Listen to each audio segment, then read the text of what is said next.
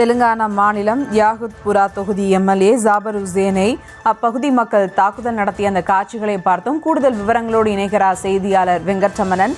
வணக்கம் வெங்கட்ரமணன், எதற்காக இந்த தாக்குதல் சம்பவமானது நிகழ்ந்தது? விவரங்கள். வணக்கம். ஹைதராபாத்ல மழைநீர் வடிகால்வாய் பணியை பார்வையிட சென்ற சட்டமன்ற உறுப்பினரை பொதுமக்கள் தள்ளிவிட்டு தாக்க முயன்ற சம்பவம் பெரும் பரபரப்பை ஏற்படுத்தி இருக்கிறது.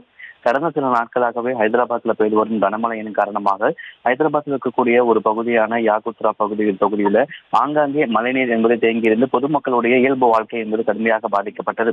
இது குறித்து அந்த தொகுதியின் சட்டமன்ற உறுப்பினரான எம்ஐஎம் கட்சியை சேர்ந்த ஜாபர் ஹுசேனிடம் பலமுறை புகார் அளித்தும் அவர் எந்தவிதமான நடவடிக்கையும் எடுக்கவில்லை என பொதுமக்கள் புகார் தெரிவித்திருக்கிறார்கள். இந்த நிலையில்தான் தற்பொழுது அந்த பகுதியில் தேங்கி இருக்கக்கூடிய மழைநீர் பாதிப்பை பார்வையிடுவதற்காக சட்டமன்ற உறுப்பினர் அங்கே சென்றிருக்கிறார். அப்பொழுது பொதுமக்கள் அவரிடம் பலமுறை தங்களிடம் மழைநீர் தேங்கி இருக்கிறது என்று பல்வேறு இடர்களை சந்தித்து வருவதாக பலமுறை புகார் அளித்தும் நீங்கள் எந்தவிதமான நடவடிக்கையும் எடுக்கவில்லை என கூறி பொதுமக்கள் சட்டமன்ற உறுப்பினரிடையே வாக்குவாதத்தில் ஈடுபட்டனர். அப்போது அங்கிருந்த பொதுமக்கள் சட்டமன்ற உறுப்பினரை தள்ளிவிட்டு தாக்க முயன்ற சம்பவம் பெரும் பரபரப்பை ஏற்படுத்தியிருக்கிறது.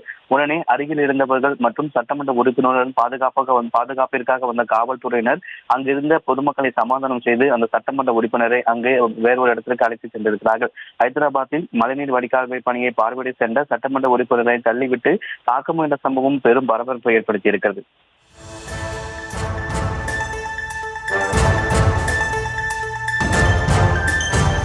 விவரங்களுக்கு நன்றி வெங்கட்ரமணன்.